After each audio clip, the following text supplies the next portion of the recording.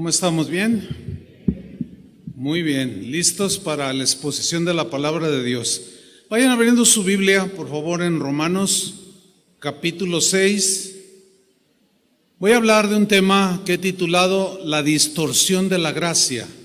Un tema fundamental, muy importante para nuestra vida cristiana. Es un peligro lo que está sucediendo dentro de la iglesia cristiana. Y vamos a tocar este punto hoy, la distorsión de la gracia. Y vamos a leer Romanos capítulo 6, versículo 1. Dice así, Pablo: ¿qué pues diremos? ¿Perseveraremos en el pecado para que la gracia abunde? Responde en el versículo 2, en ninguna manera, porque los que hemos muerto al pecado, ¿cómo viviremos aún en él? Fíjense, hermanos, que en el ámbito del lenguaje muchas veces nos encontramos con ideas, conceptos, verdades que se contraponen entre sí. A este conflicto dentro del lenguaje se le denominó antinomia. ¿Qué es la antinomia? Bueno, es una palabra que viene del griego, que está compuesta de dos palabras. Una es anti, que significa contra, y nomos, que significa ley. La antinomia es en sí una contradicción entre dos leyes. Por ejemplo, en la física, en la luz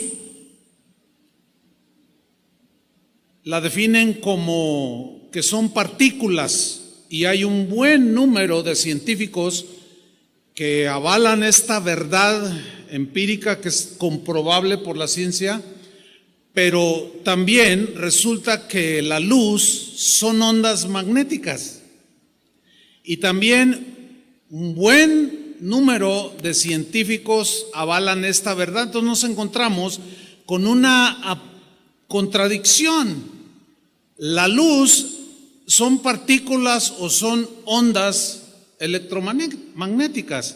¿Qué son? Bueno, son las dos cosas, la ciencia lo ha comprobado, pero estas dos verdades se contradicen. Bueno, debo decirles que la Biblia contiene muchas antinomias, o sea, muchas definiciones que son verdad, que son aparente contradicción, porque pues Dios no se contradice. Los que nos falta entendimiento, aplicación, estudio, y decimos aquí Dios se está contradiciendo, y el peligro radica en irnos a un solo lado de la verdad. Eso desequilibra la balanza, o si nos vamos al otro lado, desequilibra la balanza.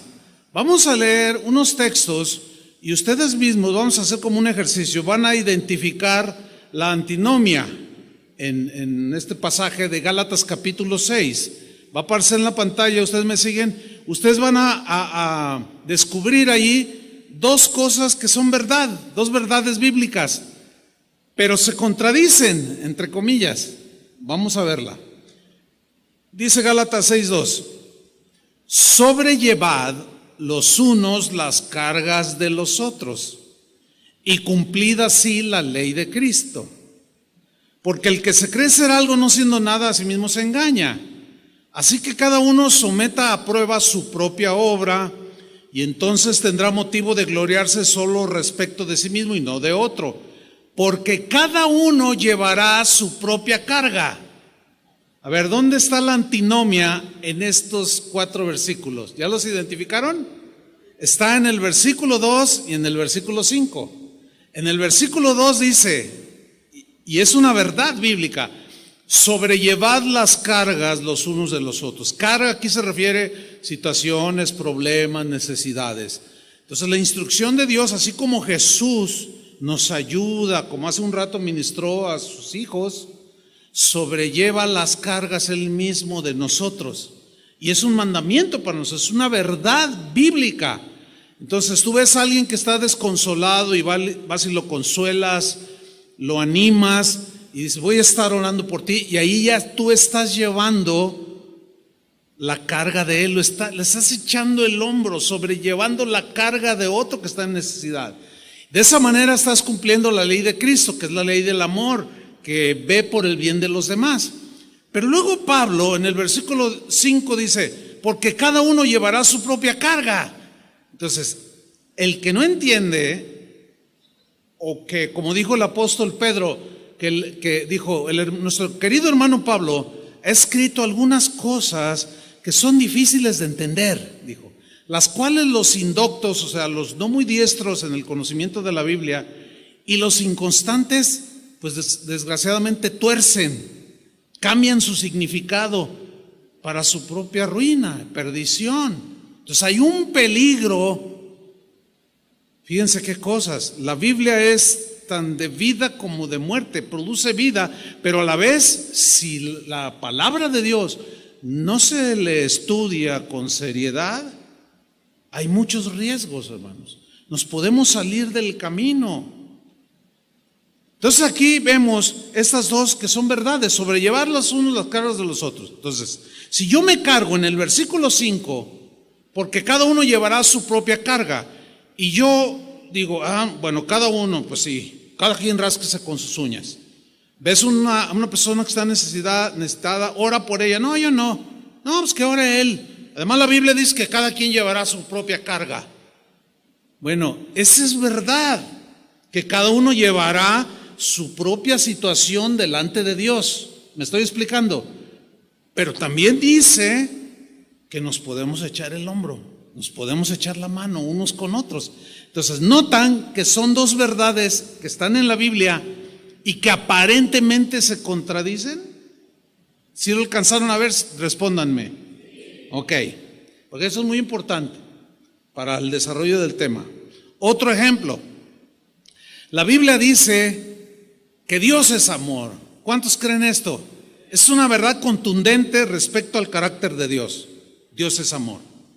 Pero también la Biblia dice que Dios es fuego consumidor y que da el castigo al que lo merece. Ahora bien, parece que en el carácter de Dios esto es contradictorio. Algunos lo malentienden y se meten en problemas porque dicen, Dios es amor, y empiezan a filosofar sin tomar en cuenta las demás porciones de la Biblia. Empiezan a filosofar y dicen, bueno, si Dios es amor, pues no creo que mande a nadie al infierno. Si Dios es amor, yo no creo que Dios le ponga una disciplina a uno de sus hijos. Yo no creo que Dios castigue a nadie. Y como dijo un hermano llegando a esta conclusión en su lógica humana, dijo, bueno, si Dios es amor, ¿qué acaso no podrá perdonar al diablo? Y estamos especulando. Ahora, Dios es amor, pero también es fuego consumidor. Aparentemente esos dos atributos de Dios se están contradiciendo. El problema está en que si yo me voy al extremo y nada más me envuelvo en que Dios es amor y no fuego consumidor que castiga al culpable, voy a tener definiciones teológicas equivocadas, me voy a meter en problemas, voy a enseñar mal. Lo mismo si me cargo al lado que Dios es fuego consumidor, ¡ay! A todos los va a devorar y a todos los va a mandar al infierno. ¿Dónde está el amor de Dios que demostró en la cruz? Ese es otro ejemplo de una antinomia en la Biblia. Otro ejemplo. Dios es rey, Jesús es rey de reyes. Un rey legisla, da leyes, gobierna, y al que violenta sus leyes merece un castigo, ¿no es cierto? Bueno, Jesús también es juez, es rey y es juez. Y en nuestra mente humana decimos, no, pero nadie puede ser juez y parte. Bueno, en el caso de los seres humanos no, pero en el caso de Jesús, Él es rey, pero también es juez. Él dio su palabra, la cual al ser violada, de pronto Él aparece como el juez. En el día del juicio, Él será el que juzgue las acciones de las personas. Él es juez. Entonces, ¿Qué es pues? ¿Es amor o no? Porque al momento de hacer juicio dice no, ¿por qué? No, Dios no hace juicios. ¿Dónde dice que no? Al contrario, dice muchas veces que sí, envió Dios juicios a la tierra. El juicio de Sodoma y Gomorra, el diluvio, entonces fueron juicios. Dios juzgó a los seres humanos. Entonces no es amor, no entiendo. Pues pídele al Señor que te dé ese equilibrio. Hace unos días murió un hermano muy querido dentro del ambiente cristiano musical. Un hermano, seguramente ustedes están enterados. Yo tuve algunas veces ocasión de platicar con él, me pedía consejos, etcétera. Y él le dio un cáncer en el páncreas. Y lo normal es que se ora por él, ¿no? Señor, es un milagro. Pero luego hicieron algunas reuniones donde algunos hermanos oraban con muy buena intención. Y desean cosas como: yo decreto tu sanidad. Una cantante dijo: yo decreto tu sanidad, y no aceptamos un no de Dios, dijo. Yo cuando vi eso dije: ay, qué mala teología, malísima. ¿De dónde? Fíjate, ¿a dónde la llevó? A decir: no vamos a aceptar que Dios diga que no lo sana. Ahora, ¿dónde está su apoyo bíblico? No la estoy juzgando, tampoco la estoy criticando. Les estoy ilustrando y mostrando a dónde nos puede llevar el no entender las antinomias en la Biblia, las verdades que aparentemente se contradicen, pero que están allí, tenemos que lidiar con ellas. Sí es cierto que Dios sana, ¿sí o no? Pero de algo nos tenemos que morir. Y si nos sana, nos sanó. Y si no nos sanó, pues no nos sanó. Y como los 3 hebreos allá en Babilonia, allá en el foso de los leones, póstrense delante de la estatua y dijeron: sepa su rey que el Dios al que servimos puede librarnos. Noten que no dudaban que Dios los podía librar. Pero si no nos libra, o sea, si nos tragan los leones, estoy confundiendo un poco, nos echan al foso, al horno de fuego. Pero sepa su rey que si no nos libra de este horno de fuego, de todas maneras no nos postramos delante de esa estatua. O sea, ellos consideraron las dos verdades. Él podía librarlos, pero a veces no los libra. ¿Por qué? Porque en su soberanía dice: ya, hasta aquí para ti. Entonces, ¿cómo orar? Se ora por sanidad. Y si no se ve que no pasa nada, se sigue confiando. Pero llega un momento, o sea, la fe nunca debemos de perderla, pero llega un momento en que la otra verdad nos equilibra. Señor, hágase tu voluntad. Tú lo puedes sanar, pero si no lo sanas, pues estará mejor con nosotros, etcétera, etcétera. Eso es saber aplicar las aparentes contradicciones que tiene la Biblia. Noten pues que si no somos aplicados en trazar la palabra de Dios, nos llevan a lugares equivocados y hacemos afirmaciones equivocadas. Los cristianos, pues, no estamos exentos de caer en extremos dañinos que afectan nuestra vida cristiana. Dentro del cristianismo se empezó a dar mucho estas desviaciones que en el lenguaje teológico se le denominó antinomianismo, o sea, un extremo. ¿Qué es el antinomianismo? El antinomianismo es el rechazo a la ley moral de Moisés. La ley moral de Moisés, la ley se comprendía de la ley ceremonial y la ley moral de Dios. La ley ceremonial eran todos los rituales que se debían hacer, todas las fiestas que debían de realizar, apuntando hacia la venida de Jesucristo. Venido Jesucristo, la ley ceremonial quedó abrogada, porque ya la realidad que es Cristo anuló la ley ceremonial, pero la ley moral siguió vigente. Y aquí es donde algunos cristianos se confunden, trazan mal la palabra de Dios, se van desviando y terminan en errores trágicos. Definen mal la palabra de Dios y esto afecta a sus vidas cristianas. La Biblia dice que ya no estamos bajo la ley. Pablo dijo esto, porque ya no estamos bajo la ley, sino bajo la gracia. Hay que entender muy bien lo que significa, ¿verdad?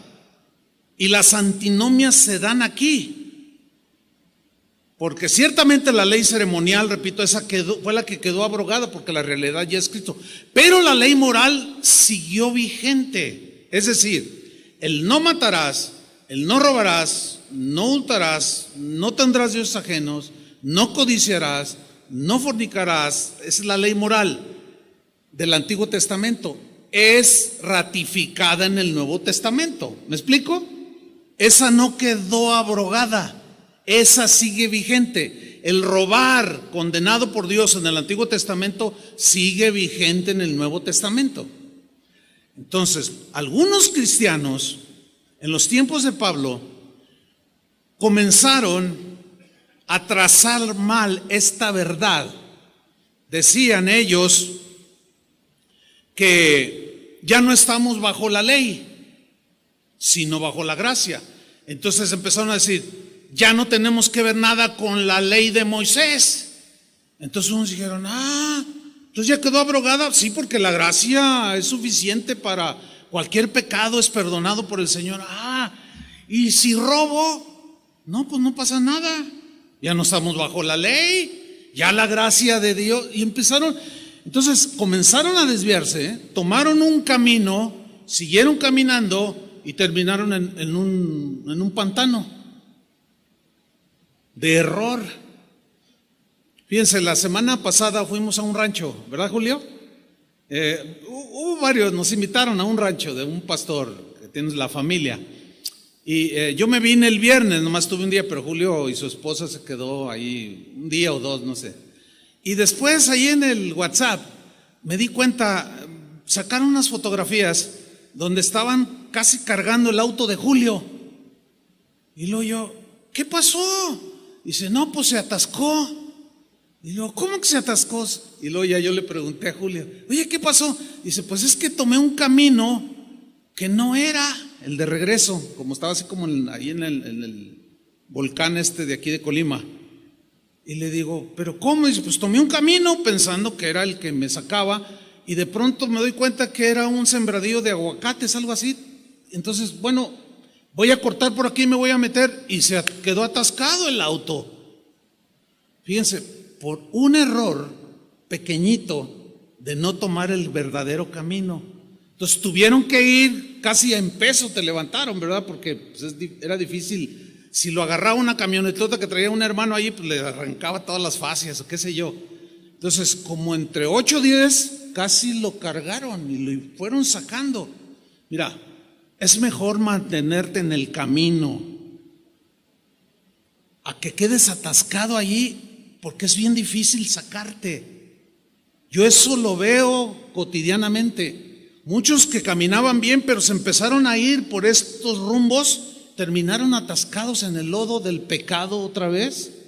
Y para sacarlos cuesta mucho trabajo. Es mejor pedirle al Señor, Señor, ilumíname, hazme entender tu palabra. Cuando no la entiendas, pregunta, por el amor de Dios. Fíjate, Jesús mismo reprendió a los pastores de un par de iglesias en Apocalipsis que estaban manifestando un antinomianismo, un antiley de Moisés, porque trazaron mal la palabra. Su lógica humana los llevó a terminar diciendo, no pasa nada si pecamos. Fíjense, en Apocalipsis 2:14, ahí está el primer caso. Dice el Señor Jesús al pastor, que es el responsable de lo que sucede en una congregación. Le dijo, pero tengo unas pocas cosas contra ti, que tienes ahí a los que retienen la doctrina de Balaam, que enseñaba a Balac a poner tropiezo ante los hijos de Israel, a comer cosas sacrificadas a los ídolos y a cometer fornicación. ¿Qué pasó allí? Jesús le está diciendo al pastor: tengo algo contra ti, te estoy reprochando, tú eres el encargado, eres el pastor, y estás permitiendo que algunos enseñen la doctrina de Balaam. Esta enseñanza llevaba a la violación de la ley moral de Moisés. Por eso se les llamó antinomianistas, porque decían: ya no estamos bajo la ley de Moisés, estamos bajo la ley de Dios, la ley de Jesús, la ley del amor, la gracia, estamos bajo esa ley de la gracia. Entonces llegaban a una terminación que los afectó. Entonces algunos cristianos comenzaron a vivir la vida pecaminosa que tenían antes, y el pastor no hacía nada, quizás porque el pastor empezó a conciliar con algunas de esas ideas, malas interpretaciones. La doctrina de Balaam, que Jesús le reprochó al pastor, en síntesis, se presenta muy sutilmente.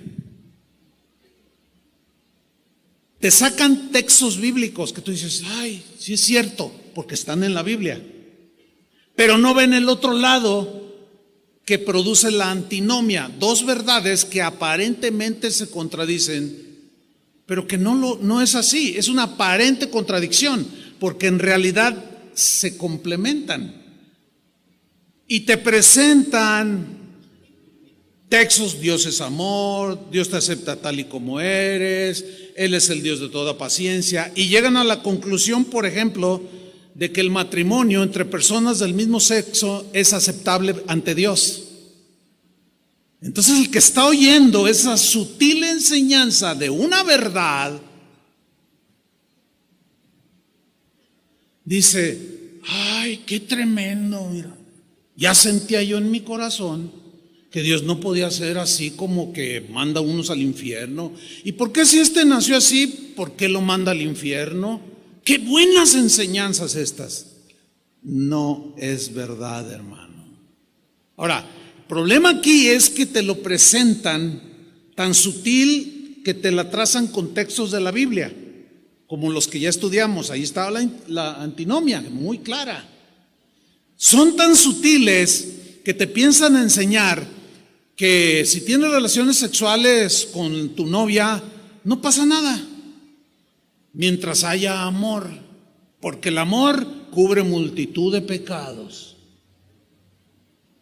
Una vez estaba en Europa, en España, terminé de predicar el turno que me tocó, y unos jóvenes se me acercaron haciéndome preguntas, y uno de ellos dice: pastor, ¿cómo son sus jóvenes allá en México? No, pues así como usted. Pues ya empezamos a platicar. Y dice este joven: oiga, dice, ¿ustedes creen en el noviazgo entre los jóvenes? Claro, para que se puedan casar, tienen que tener un noviazgo. No, pues qué bueno. Dice: oiga, y usted sí permite que tengan relaciones sexuales los novios, ¿verdad? Y le dije: ¿de dónde sacas eso? Por supuesto que no. Dice: ¿por qué no? Dice: esa es la manera en que se pueden conocer, teniendo relaciones sexuales. Yo le dije: ¿de dónde tú sacaste eso? El pastor nos enseñó. Líbreme el Señor de enseñar una cosa así. Esos son los antinomianistas, porque en el nombre del amor transgreden los otros principios. Un joven aquí, de este lado, a mi izquierda, una vez se subió a hablar conmigo y yo lo veía bien impaciente así, me miraba y dije: bueno, pues estaba hablando con una persona. Cuando le tocó el turno, me dice: oiga, pastor, ¿sabe qué? No me gusta cómo predica. Así me la tiró directa, ¿no? Dije: bueno, pues no soy monedita de oro, eso yo lo sé. Dice: no, dice, la verdad, mire, no me gusta como usted enseña, porque usted enseña, es que Dios es un Dios bipolar, dijo, y mejor ya me voy de esta congregación. Y pues, le digo: no, a ver, bájale, porque ya estás ofendiendo a Dios. ¿Cómo que Dios está bipolar? Pues ¿a qué Dios se le ocurre hacer lo que supuestamente hizo? A ver, respóndame esto. A ver, dime, Dios nos puso los impulsos sexuales? A ver, ¿qué le contestarían ustedes? Díganlo con convicción.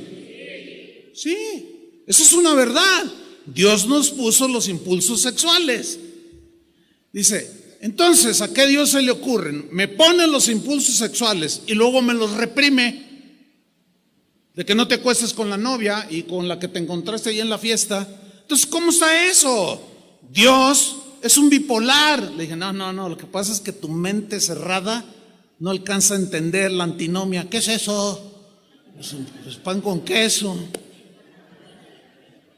Son dos verdades. Dios puso los impulsos sexuales, pero también es una verdad que muchos no quieren ver, que esos impulsos los puso allí para usarlos en el ámbito del matrimonio, con tu esposa, con tu esposo. ¡Ah, qué chiste! Bueno, entonces, ¿no entiendes o no quieres entender? Pero las dos verdades ahí está. Parece que se contradicen, pero no, se complementan.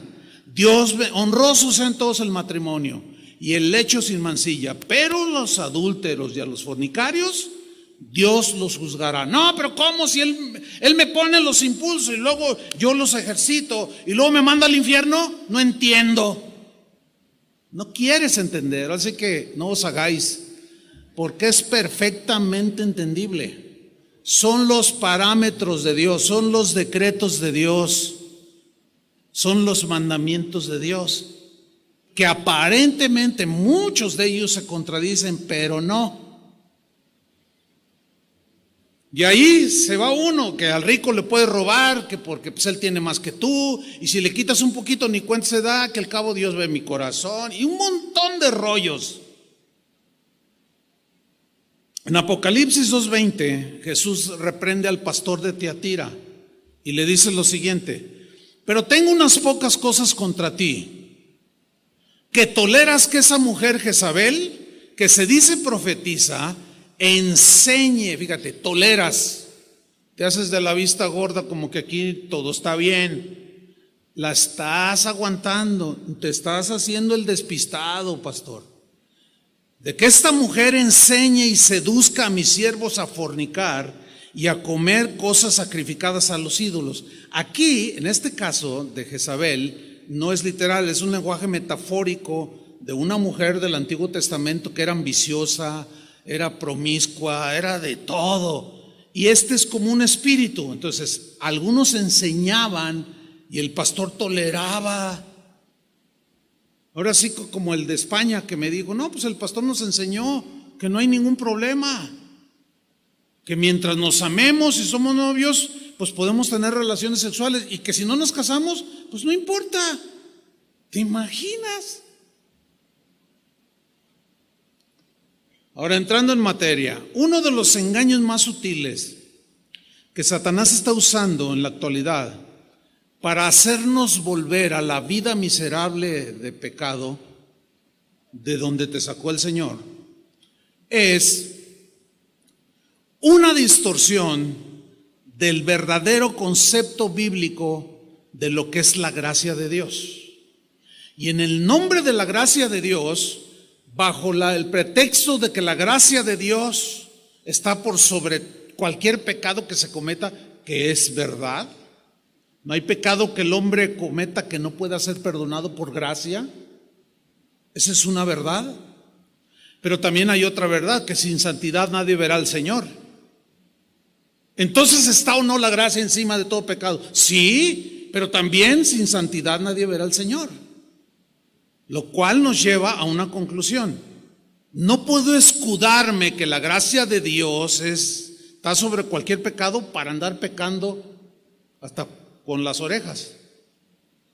¿Qué es lo que muchos, desde los tiempos del apóstol Pablo hasta en la actualidad, se está dando, hermano? Este es un peligro que siempre ha existido. Pero vamos a definir lo que es la gracia. La gracia es el favor inmerecido que Dios nos dio para darnos la salvación, para librarnos de la condenación del infierno. ofreciendo a su Hijo Jesucristo, quien al morir por nuestros pecados, todo aquel que en Él cree no se pierde, sino tiene vida eterna, es salvo de la condenación del infierno. Y es un regalo, es una gracia. En Efesios 2:8, en la versión Palabra de Dios para Todos, hay muchos textos, pero voy a leer este sobre cómo fue que fuimos salvados, porque en esta traducción es muy entendible. Dice Efesios 2:8 en la versión Palabra de Dios para Todos: ustedes fueron salvos.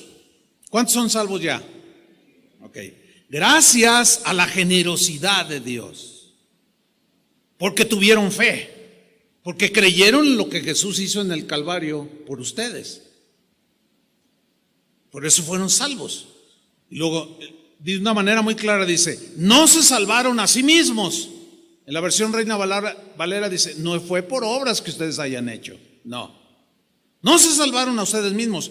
Su salvación fue un regalo de Dios. ¿Qué fue la salvación? Es un regalo que no merecemos. Ese es el significado de la gracia. Ahora bien, el concepto de la gracia distorsionada comenzó desde el primer siglo, por diferentes razones: por inconstancia, por ignorancia de las Escrituras, o por la carnalidad, o algunos para escudarse y poner pretextos para seguir en la vida de pecado. Hay varias razones por las cuales aparece. ¿Qué sucedió? Mire, sucedió lo siguiente. Algunos cristianos del tiempo de Pablo, que habían escuchado ya la enseñanza de la gracia de Dios, habían sido arrastrados hacia la vida pecaminosa de la que el Señor los había sacado por conceptos equivocados de la gracia. Porque al no contemplar la antinomia, se fueron en un solo lado. Erróneamente pensaron o llegaron a la conclusión, se fueron desviando poco a poco, terminaron atascados en el fango, porque empezaron a pensar en su lógica humana, a ver. Cuando abundó el pecado, sobreabundó la gracia. Ay, eso significa que no hay pecado que cometamos que la gracia de Dios no pueda perdonar. Sí, eso es verdad, y es una verdad.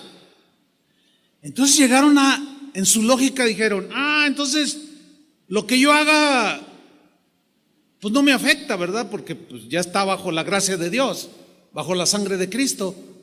Pues no afecta. Y llegaron a enlodarse una vez más. Estaban argumentando una verdad bíblica sobre la gracia, pero ignoraron otra verdad que habla que sin santidad nadie verá al Señor, que nuestro fruto es la santificación. Y eso dañó mucho la vida de los primeros cristianos. Vamos a Romanos 5:20. Pablo les explica lo que ellos habían oído en el mensaje, pero ahora por medio de una carta, y les explica lo mal que entendieron. Dice en Romanos 5:20, pero la ley, dice Pablo, o sea, de Moisés, y aquí se refiere a la ley moral. ¿Por qué? Síganme con mucha atención.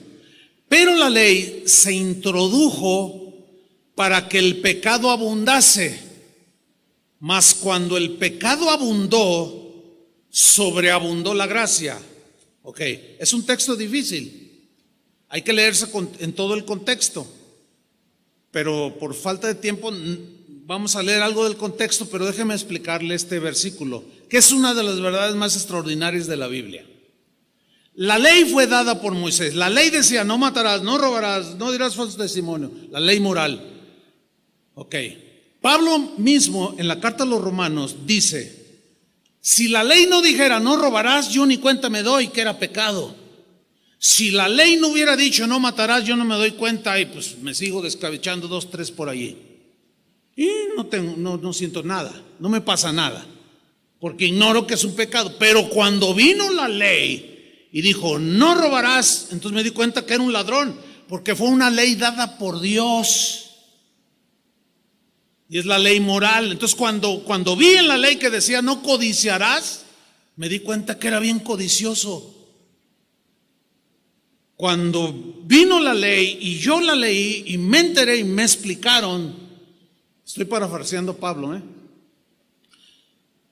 no adulterarás. Santo Dios, ¿yo qué sabía? Si aquella se me ofreció, pues a quién le dan pan que llore. Pero como Dios dice no adulterarás, entonces resulta que soy adúltero, mentiroso, un falso, calumniador, robo, mato. Me cubrió el pecado, me atasqué en el pecado. Cuando el pecado abundó, vino el tiempo de la gracia. Cuando aparece Jesús, me di cuenta que era pecaminoso, pero la gracia de Dios sobreabundó.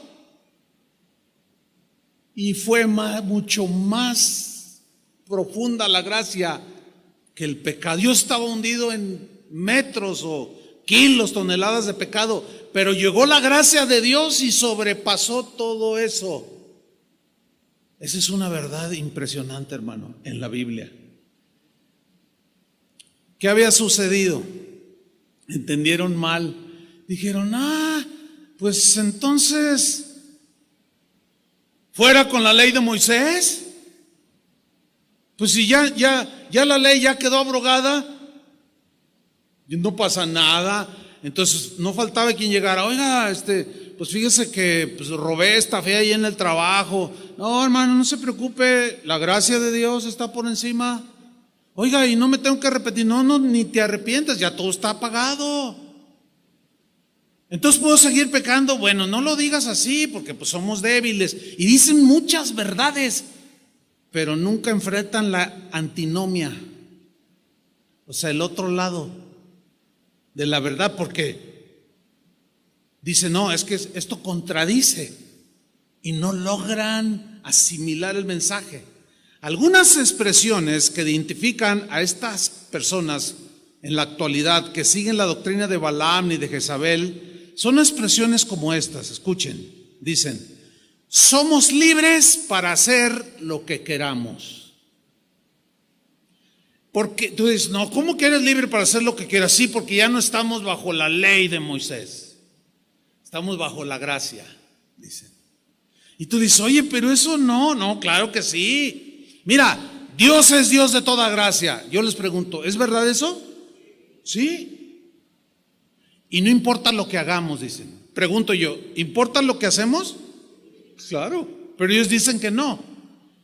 Y si tú eres seducido por alguno antinomianista que piensa así y escucha su enseñanza, hermano, esto es lo peligroso, porque te sacan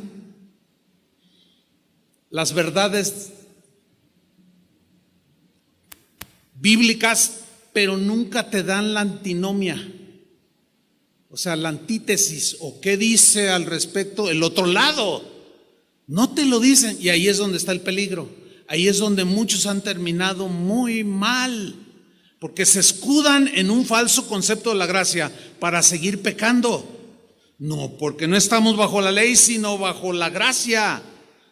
Algunos muy filosóficamente dicen verdades bíblicas como esta, dicen, cuando creímos en Jesús, Dios perdonó nuestros pecados pasados, presentes y futuros. Miren, hermanos, les voy a decir algo. Esta es una verdad impresionante. A ver. Dios perdonó en la cruz del Calvario cuando yo creí aún los pecados futuros. Mire, la respuesta es sí, porque todos están bajo la sangre de Cristo. El problema, ¿sabe dónde radica? En decir, bueno, pues si ya los perdonó, pues ya no pasa nada. Él es Dios de toda gracia. Hace como poquito más de 20 años, hermanos, hubo un escándalo aquí en la ciudad, porque llegaron unos se autodenominaban apóstoles. Eran norteamericanos unos y otros eran ingleses. La primera noche de esas conferencias, uno de los apóstoles, estos mencionados, habló ellos traían el mensaje de la gracia de Dios. Mira, hermano, los primeros 35, 40 minutos del mensaje sobre la gracia fueron espectaculares, hermano. O sea, todos los oyentes, wow, todos estaban, algunos hasta llorando. ¿Qué amor de Dios? ¿Cómo? Sin merecerlo, nos perdonó. No. Dio el concepto bíblico de la gracia.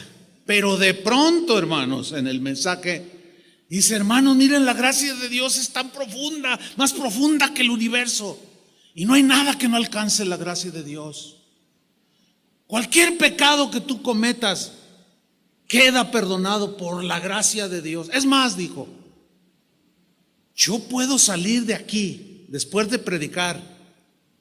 Y estaba bien informado, porque dijo: irme con las prostitutas, meterme con 2 o 3 prostitutas de esas de San Juan de Dios, y no me pasa nada. Y algunos reaccionaron así, pero otros, ¿por qué?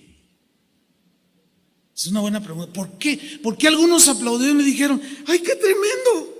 Y volvió a ratificar el supuesto apóstol: sí, así como lo oyen. Claro, en ese tiempo la mayoría de los pastores en Guadalajara, pues se predicaba el evangelio en términos generales limpio, sano. La mayoría respingamos, no aceptamos esa aseveración, no aceptamos esa desviación. Otro dijo: no, tú puedes tomar lo que quieras, te puedes emborrachar, incluso ya todo está perdonado. Entonces los que fueron sacados del alcoholismo, al oír eso, volvieron al alcoholismo. Después de esa conferencia, una hermana que yo conocía, me la encontré ahí en el centro de la ciudad y le dije: hola, ¿cómo estás? Dice: empieza a llorar: pastor, mi esposo otra vez está en el alcoholismo por culpa de esos hijos del diablo, dijo, con sus enseñanzas del demonio. Le dije: pero tu pastor, ¿qué hizo tu pastor? ¿No les dijo tu pastor? Pues no, dice que son hombres de Dios y que qué tremendas enseñanzas. Ahí hay algo ya sospechoso. ¿No le gustará también al pastor darse sus desbalagadas por allí y luego se escuda en la gracia? Fíjense hasta dónde se llega, hermanos. Te voy a decir algo, escúchalo con atención. Cuando te encuentres, porque si no es que ya se encontraron con alguien que tiene estas cosas, vamos a llamarle cristiano entre comillas, te vas a encontrar tarde o temprano con alguno que te va a querer incitar. Cuando tú te encuentres con algún cristiano que trate de incitarte a hacer todo aquello de lo que Jesús te rescató, que te empiece a insinuar que no pasa nada, que puedes volver a hacer esto, que la gracia de Dios es suficiente, que bla, bla, bla, te voy a decir lo siguiente, es contundente: tienes enfrente de ti mismo a Satanás. A un emisario mensajero de Satanás tratando de seducirte. Ahora bien, ¿por qué algunos aceptan estas enseñanzas? ¿Y por qué otros no les gustan como esta enseñanza? Yo puedo entender que aquí, inclusive en este auditorio, puede haber gente que se está gozando de escuchar esto. Dicen: ay, esto me está fortaleciendo, me está alimentando. Es como si te estuvieras comiendo un filete. Así disfrute. Quiero más ensalada, quiero más esto. O sea, te estás dando una buena alimentada, un buen bistec. Pero otros lo tienen atorado aquí. No lo pueden tragar. No lo pueden, no, esto se me hace muy exagerado. Esto se me hace no, esto es muy legalista, esto es muy extremoso lo que está diciendo este pastor. Me voy a ir de la iglesia, pero voy a orar. Estoy pensando, más que voy a buscar. No, ni busques, yo te doy la dirección. Yo te la doy. Aquí hay iglesias así, que tienen salón de fumadores, que te vas a tomar con el pastor, que dicen palabrotas, que tienen fiestas, se emborrachan. No pierdan el tiempo. Yo les doy se los estoy diciendo en serio, porque algunos yo puedo entender que no les gusta este elemento. No les gusta. Y escuchan a otros que traen otro Jesús, otro evangelio que te lleva de donde el verdadero Jesús te sacó, y los escucha y dicen, no, aquí sí hay libertad, dicen. Y lo primero que te dicen es, ¿dónde te congregas? No, pues en casa de Dios. No, hombre, ahí son bien legalistas, ahí los tienen todos, les prohíben todo. Pregunta, ¿yo les prohíbo algo? Díganlo fuerte que se oiga. ¿Yo qué les voy a andar prohibiendo? Yo no les prohíbo nada. No, su pastor no los deja andar en los antros, el nuestro sí nos deja. Entonces tú le respondes, bueno, es que un antro no es un lugar donde un cristiano se edifique, no tengo que estar haciendo nada ahí, pero a mí nadie me prohíbe. Así contéstenles. No, pero que estás bien atado, mira, acá hay libertad, acá somos libres. Es más, hasta el pastor es bien buena onda y chupa con nosotros. Ustedes dicen, ay pastor, se está pasando, me estoy quedando corto. Si ustedes supieran. Pero de veras, si alguno está interesado en que diga, no, pues aquí no me gusta, no, yo le doy la dirección. Venga, al final, las tengo listas aquí. Vas a poder hacer lo que hacías siempre allá. Pero confío en que la gran mayoría de ustedes quieren caminar con el Señor. ¿Cuántos dicen amén? Pero no es fácil. Hay un precio que pagar. Y es un conflicto de todos los días. Predicadores el día de hoy que tú ves en YouTube, por eso yo les digo siempre, tengan mucho cuidado lo que ven. Están predicando esta supergracia, yo le llamo gracia barata, hipergracia. Algunos han llegado a decir, pastores que en tiempos pasados enseñaban bien el camino de Dios, y ahora dicen, si un cristiano se suicida, se va derechito al cielo. ¿Te puedes imaginar eso? Eso ya ha provocado un sinfín de suicidios de pastores y de gente que va a iglesias cristianas. Porque los escucharon, sacaron verdades de la Biblia, pero nunca vieron la antinomia o la ignoraron. ¿Te imaginas? Tú estás deprimido porque te dejó tu esposa, porque el negocio quebró, estás todo mal. Dices, ya no quiero vivir, pero necesito una palabra. Y agarras tu celular y dices, voy a ver en YouTube. A ver, pum, le pones ahí y de repente escuchas una aseveración así. No, hermano, si un cristiano llega a la decisión de que se da un tiro, se va derechito al cielo, porque el Señor dijo, nada los arrebatará de mi mano. Y sí dijo eso. Pero entonces, ¿dónde está lo otro? Que los homicidas se van al infierno y un suicida es un homicida. Es que ya está cubierto bajo la sangre de Cristo. Si alguien mata a alguien, sí, si se arrepiente, pero un suicida se arrepiente. Es un tema difícil también. En su momento quizás trataremos. Entonces tú dices, no, pues en este mundo que está feo, mira nomás cómo estoy. No, pues ya me voy contigo, recíbeme con tus ángeles tocando el arpa, Señor. ¡Pah! No te engañes. No caigas en ese trágico error.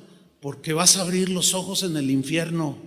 Yo sé que si esto que estoy diciendo lo oyen estos super apóstoles de la supergracia, van a decir, ay, es el legalista del Chuyo. No me importa. Mi conciencia estará tranquila enseñándoles la verdad de Dios, la palabra de Dios. Están diciendo que el cristiano puede hacer lo que sea y no le pasa nada. Qué peligrosos están los tiempos, hermanos. Muy peligrosos. Romanos 6:1, Pablo empieza a debatir esa idea equivocada. Empieza a refutar, inspirado por el Espíritu Santo. Y dice en Romanos capítulo 6, versículo 1, síganme con atención. Les dice Pablo, ¿qué pues diremos? ¿Perseveraremos en el pecado para que la gracia abunde? Perseverar significa persistir en pecar, insistir en hacer algo, quedarse permanentemente en el pecado. Dice Pablo, ¿nos quedaremos otra vez en el pecado? Porque según ustedes, mientras más peco, más gracia de Dios aplica. Más peco, la gracia crece, más peco, más. Y siempre estoy bajo la gracia. No me digan, dice Pablo. ¿De dónde sacaron eso? Dice Pablo en el versículo 2, en ninguna manera. ¿Seguiremos en el pecado para que la gracia? En ninguna manera. ¿De dónde sacaron ese concepto? ¿Quién les enseñó eso? En ninguna manera, porque los que hemos muerto al pecado, ¿cómo viviremos aún en él? Eso no te lo dicen los antinomianistas, ni lo leen. Nunca vas a escuchar una predicación de Romanos capítulo 6, jamás.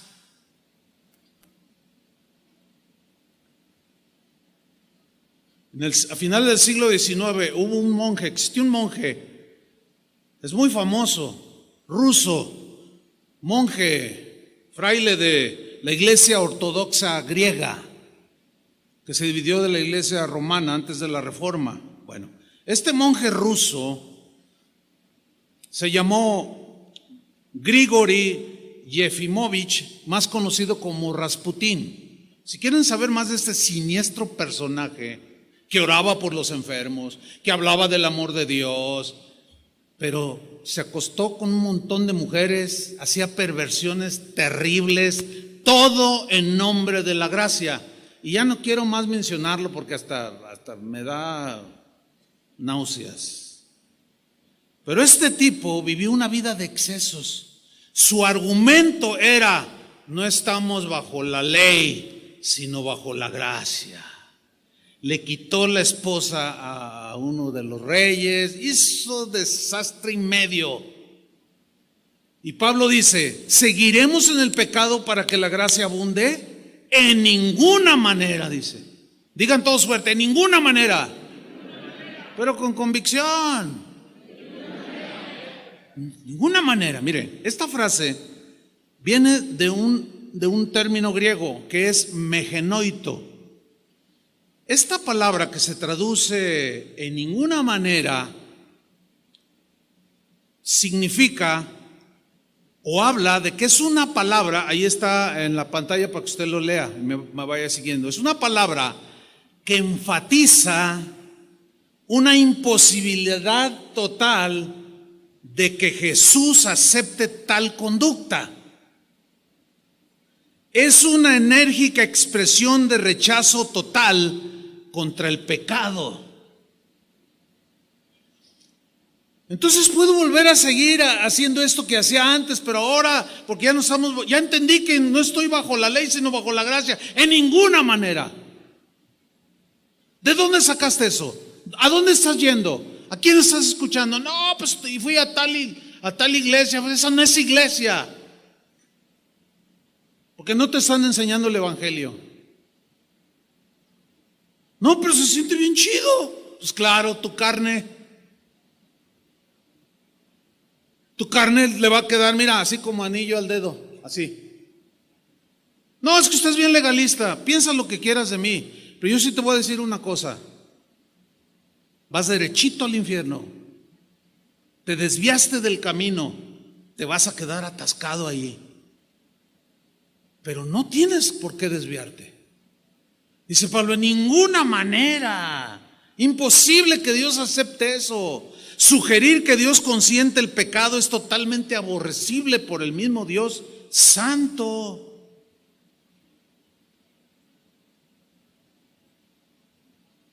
Por lo tanto, Pablo argumenta y con un lenguaje muy contundente, de manera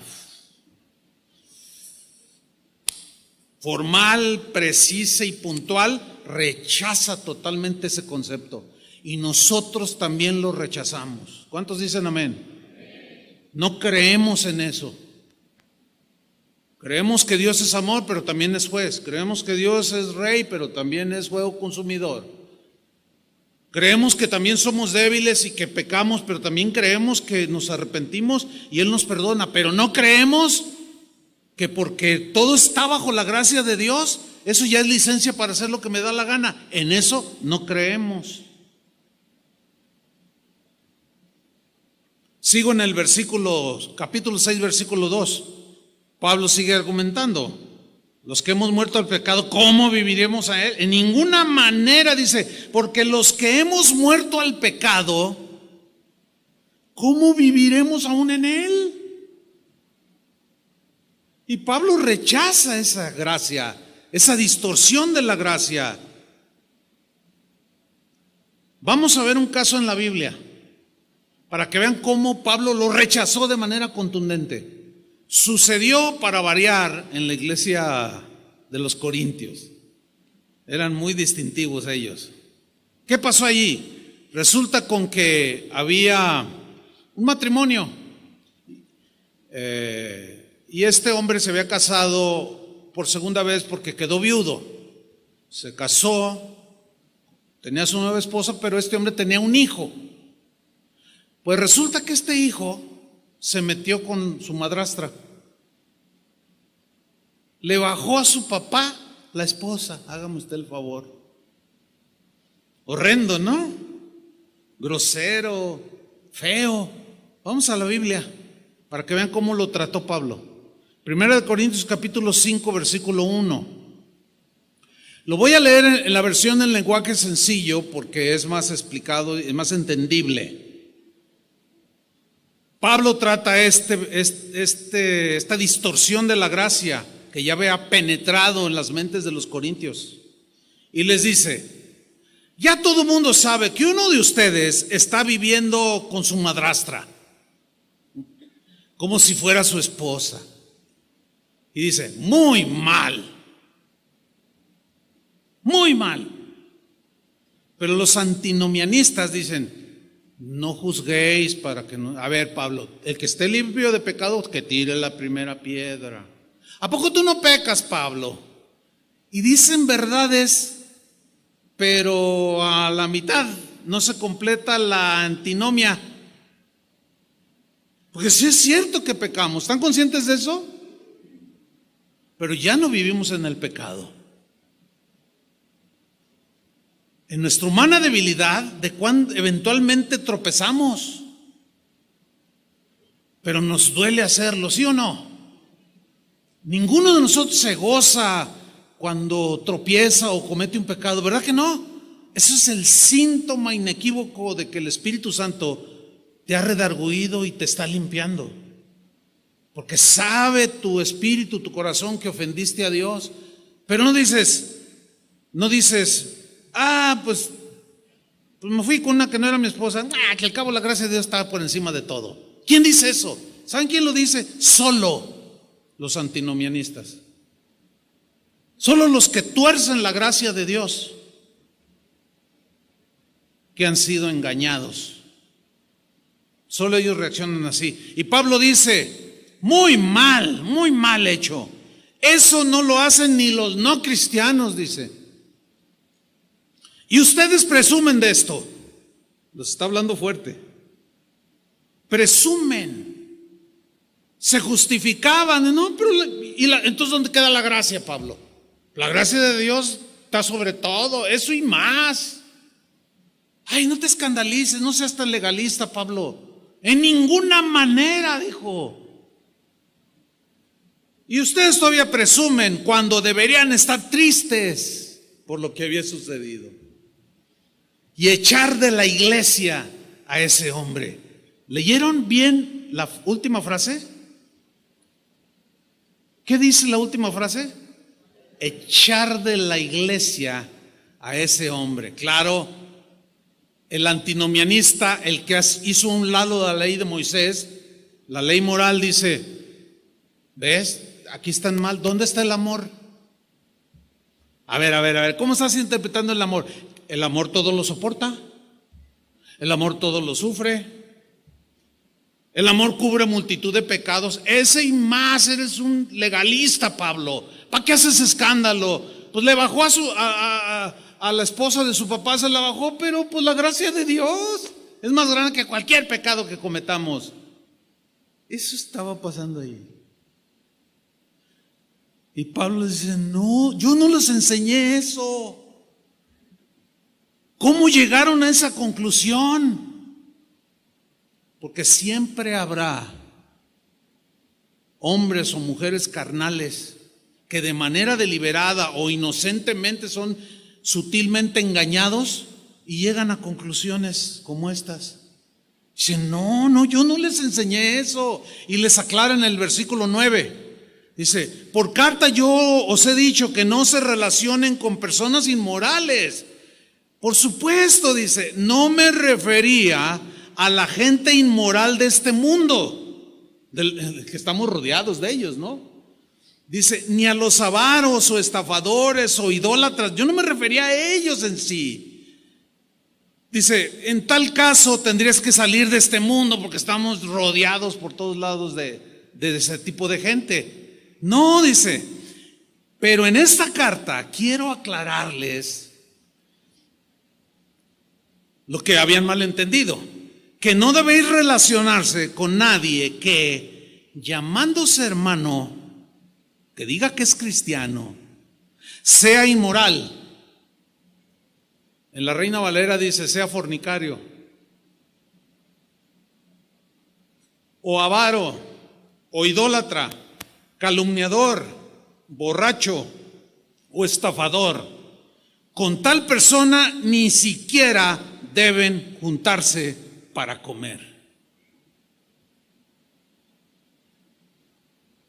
Ahora, tú lees esto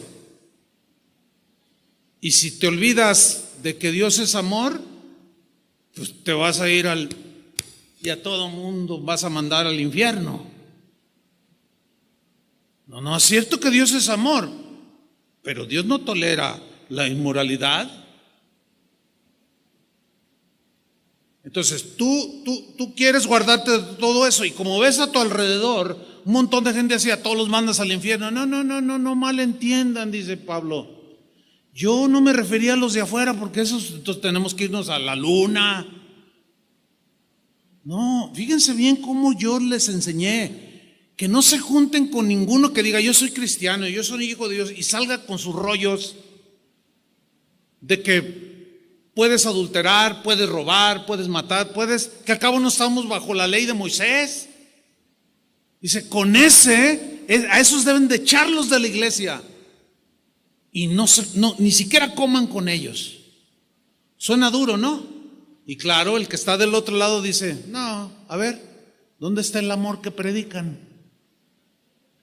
Y aquí es donde yo lo he citado varias veces. Aquí es donde nosotros los pastores nos encontramos en un conflicto cotidiano, hermanos. Es tan difícil pastorear, ustedes no se imaginan. Porque como pastores, Dios nos reprocha si toleramos semejantes prácticas. Tenemos que, por medio de la predicación, rechazar todas esas maneras de pensar y conductas. Entonces, cuando llega a haber casos de comisión, o sea, que se cometen así, tenemos que actuar, si no el Señor nos reprocha. ¿Me están entendiendo? Entonces nosotros, los pastores, tenemos que aplicar la disciplina, y en ocasiones tenemos que hasta expulsar de la comunidad de creyentes a algunos como este muchacho. El problema, ¿saben dónde se genera? Que si tú conocías a ese que expulsamos y luego, no, me corrieron. ¿Cómo? Sí. ¿Dónde está el amor?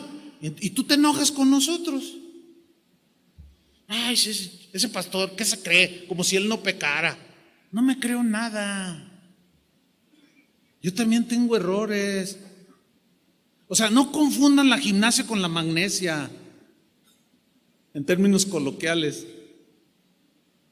Tenemos que ejercer disciplina, si no, el Señor va a decir, tengo algo contra ti, que toleras a esas que tienen la doctrina de Balaam, esos que actúan como Jezabel, que toleran y permiten de todo. Entonces, al actuar, nos echamos encima a los que no entienden por alguna razón. Es muy difícil, hermano. Y luego al rato sacan en Facebook cada tontería. No, yo iba a casa de oración, pero me di cuenta que quién sabe cuánta cosa. Es muy difícil, hermano, todo esto. Pero vámonos sobre el final. Romanos 6:4. Pablo sigue argumentando. Porque somos sepultados juntamente con Él para muerte por medio del simbolismo del bautismo, que es una simbología, a fin de que como Cristo resucitó de los muertos por la gloria del Padre, así también nosotros andemos en vida nueva. Es como si Pablo les preguntara, ¿acaso ya se olvidaron cuando se bautizaron qué significaba el bautismo? ¿Ya se les olvidó que ustedes al creer en Cristo murieron a su vida pecaminosa y ese muerto tuvo que ser enterrado por medio del bautismo? Y al emerger del agua, el que te bautizaba era el simbolismo de que vas a resucitar con Cristo para andar en vida nueva. Ya se les olvidó todo eso. ¿De dónde ustedes han sacado de que la gracia es mayor y que pueden seguir haciendo todo lo que ustedes quieren? Mira, a los tesalonicenses que estaban siendo infiltrados por ese antinomianismo o antiley de Moisés, les escribió en la primera carta a Tesalónica, capítulo 4, versículo 3. Ahí aparece en la pantalla para irnos más rápido. Dice 1 Tesalonicenses 4:3, pues la voluntad de Dios es vuestra santificación, que os apartéis de fornicación, pues no nos ha llamado Dios a inmundicia, sino a santificación. Más claro no puede ser, hermanos. Si es cierto que la gracia puede perdonar cualquier pecado si nos arrepentimos, es verdad, pero no es licencia para pecar, porque la voluntad de Dios es que nos apartemos del pecado, y ese ya es nuestra responsabilidad. Vámonos rápido a Romanos capítulo 6, versículo 6, donde estamos. Voy a leer este texto en la versión Palabra de Dios para Todos. Es el mismo pasaje, pero en esta versión. Dice Pablo, sabemos que nuestra vida de antes murió con Cristo en la cruz, para que fuera destruido lo que desea pecar dentro de nosotros, nuestro cuerpo, con tendencia al pecado, y dejáramos de ser esclavos del pecado. Versículo 7, porque el que ha muerto al pecado ha sido justificado del pecado. O sea, ya arreglamos cuentas con Dios. ¿Se acuerdan aquella enseñanza de ya vosotros estáis limpios por la palabra? Pero cuando nos ensuciamos de las manos, de los pies. Versículo 11, así también vosotros, dice, consideraos muertos al pecado. Esta palabra consideraos es una afirmación de una verdad, es tener por cierto como de parte de Dios esta verdad de que estamos muertos al pecado. No es una afirmación psicológica ni intelectual, mucho menos emocional. Es una verdad que Dios ha dicho, que estamos muertos al pecado, que Él nos rescató de la esclavitud del pecado. Y termina el versículo, pero estamos vivos para Dios en Cristo Jesús, Señor nuestro. Y remata en el versículo 12, no reine pues el pecado en vuestro cuerpo mortal, de modo que lo obedezcáis en sus concupiscencias. Un joven ayer me decía, es que yo siento como que alguien me dice, haz esto. ¿Y qué te dice que haga? Pues puras cosas malas. El otro día me dijo, mata a tu mamá. Le dije, ay, híjole, ¿en qué andas, muchacho? Bueno, es que yo venía hace años aquí, pero luego me alejé. Y andaba con homosexuales, andaba con gente bien pervertida, pero ahora ya quiero volver a los caminos del Señor. Dice, pero vienen a mi mente muchas imágenes de cosas que hizo y que vio. Ore para que se me quiten. Le digo, mira, en este caso es un asunto de acción. ¿Tú crees en Cristo? Sí. ¿Tú crees que Él resucitó? Sí. Yo soy hijo de Dios, pero me desvié, dice. Pues vuelve ahora y límpiate. Límpiate y todo eso se va a ir yendo, pero tienes que aprender a decir no reina el pecado en vuestro cuerpo mortal. Ya no tenemos que obedecer, hermanos, al pecado. Ahí va a estar insinuándonos, queriéndonos arrastrar otra vez, pero ya perdió fuerza. Antes ni nos esforzábamos por pecar. ¿O cuántos de ustedes recuerdan antes de ser cristianos voy tarde al trabajo, le voy a decir al patrón que mi mamá se estaba muriendo de cáncer, y no era cierto? O sea, unas mentirotas. Pero ¿quién de ustedes decía, ay, me cuesta tanto trabajo echar mentiras? Necesito hacer un esfuerzo sobrehumano. No, hombre, no salía, pero con un ingenio impresionante. Y el patrón, tu mamá tiene cáncer, y hasta se te salían las lágrimas, y tu mamá ya haciendo pozole. Y tú echando unas mentirotas. No salía, pero sin esfuerzo. Pero ahora, si ustedes notan, ya no es así. Ahora quieres echar una mentira y sientes como que alguien te dice, es el Espíritu que vive en ti. Y te dice, ¿qué vas a decir? Ay, Señor, ¿qué le digo? Pues la verdad, no digas mentiras. Ay, sí, y empiezas a luchar. O sea, ya no te arrastra. Mira, esa gracia que te libró de la esclavitud del pecado, esa misma gracia ahora te capacita y te da el poder y la fuerza para decirle no al pecado, no al pecado, no. ¿Se acuerdan de José en Egipto, el hijo de Jacob? Que estaba cuidando allí la hacienda de un hombre llamado Potifar. Le dijo, mira, todo esto lo puedes manejar, puedes tocar, hacer uso de ello, pero a mi esposa no la toques jamás, le dijo.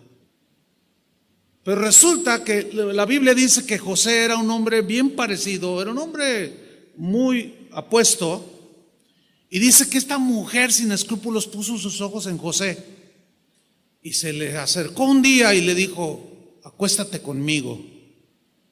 Y José le respondió, le dijo, no señora, discúlpeme, mire, su esposo me dio autoridad para tocar y hacer uso de cualquier cosa en su hacienda,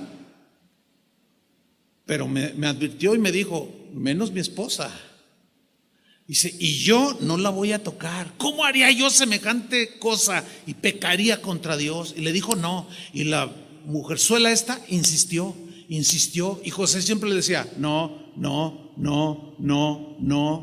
¿Por qué? Porque tenía la gracia de Dios. Así como nos hicimos los hábitos para ser mentirosos, chismosos, que metíamos la pata, todo lo que éramos antes, y se nos hizo un hábito.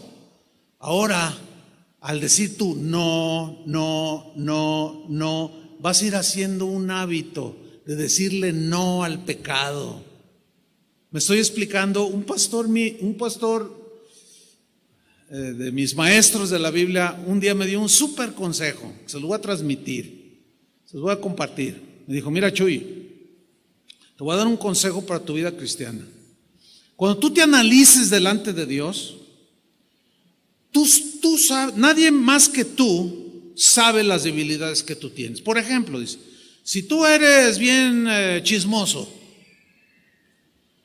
pues tú sabes que eso no le agrada a Dios.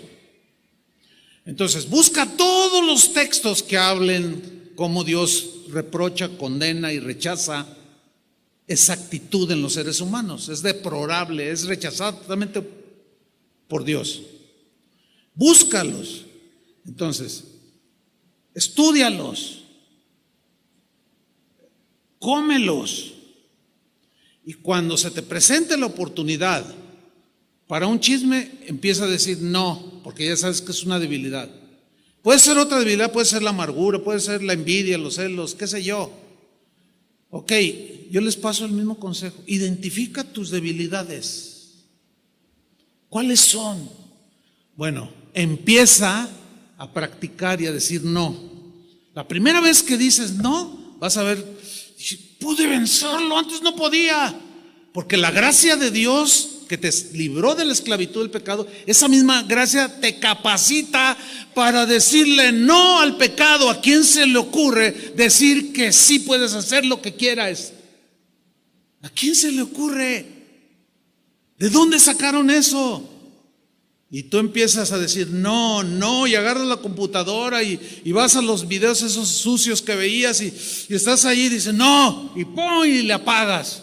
O te pones a ver las caricaturas de Mickey Mouse. Y dices, no, y dices, ay, vencí. Y luego al rato otra vez, y no.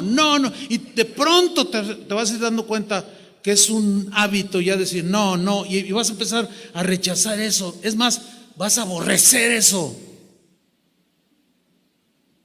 Pero mientras digas sí, no va a pasar nada.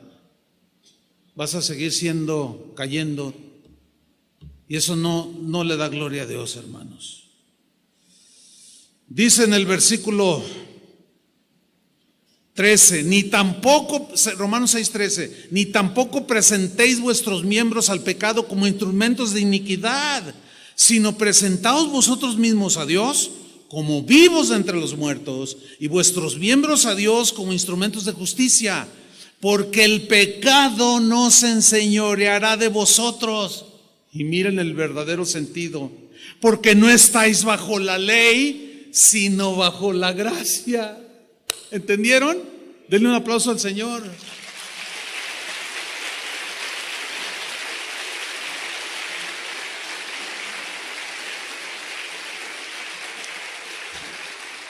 Entonces el verdadero concepto de la gracia es para que el pecado ya no se enseñoree de nosotros. Porque no estamos bajo la ley que nos condenaba, sino bajo la gracia que nos capacita para todo. Versículo 15, ¿qué pues? ¿Pecaremos porque no estamos bajo la ley, sino bajo la gracia? En ninguna manera, dice otra vez. Absolutamente no. ¿Cómo? Dice Pablo. El pecado que te debilitó, que te degeneró, que te envileció, que te contaminó, que te hizo llorar, que te volvió rebelde contra Dios, que te esclavizó, el pecado que te trajo miseria, frustración, dolor, desesperación, condenación, muerte. ¿A quién se le ocurre creer que podemos seguir viviendo en el pecado y que Dios lo va a permitir? ¿A quién? Solo en una mente perversa totalmente, escudándose bajo la gracia del Señor. Hermanos, la gracia que abundó y que nos perdonó los pecados no es licencia para pecar. Al contrario, es la capacidad que Dios nos ha dado para someter y decirle no al pecado. Amén. Espero que esta verdad se haga carne en ustedes y los libre del error. Pónganse de pie, hermanos. Vamos a orar. Señor, agradecemos mucho que por tu gracia estamos aquí, Señor. Tu gracia que nos salvó, que perdonó todos nuestros pecados y que ciertamente todo está sumergido bajo la sangre de Cristo. Pero esa verdad, Señor, no debe de ignorar otra verdad. Y aquí es donde aparentemente hay una contradicción, pero no la hay. Porque también dices que nuestro fruto debe ser la santificación, que tu voluntad, Señor, es nuestra santificación, que nos apartemos de inmundicia. Ayúdanos, Señor, a no desviarnos. Ayúdanos, Señor, a trazar bien tu palabra. Y oramos, Señor, por aquellos que han sido seducidos, que han sido desviados, que ahora están viviendo igual como vivían antes de que Jesús los rescatara. Tu misericordia también es grande, Señor, ciertamente. Eso es otra verdad en tu carácter. Es cierto que eres paciente, Señor. Y nosotros oramos, Señor, por tantos jóvenes que han sido arrastrados, y no solo jóvenes, sino adultos, hombres, mujeres, llevándolos a una vida de pecado y están otra vez esclavizados en él. Y su estado ha venido a ser peor que al principio. Ayúdanos, Señor. Reconocemos que tu gracia, Señor, nos ha regalado la salvación, que por gracia somos lo que somos. Tu gracia nos basta, Señor. Pero no es un pretexto para volver al pecado, sino para librarnos de la esclavitud del pecado. Gracias, Señor, por esa enorme gracia que derramaste por medio de tu Hijo Jesús en esa cruz del Calvario. Te damos acciones de gracias, gratitud. Estamos contentos, Señor, de que eres un Dios de gracia. En el nombre de Jesús. Amén. Que Dios les bendiga, hermanos. Que tengan un buen día.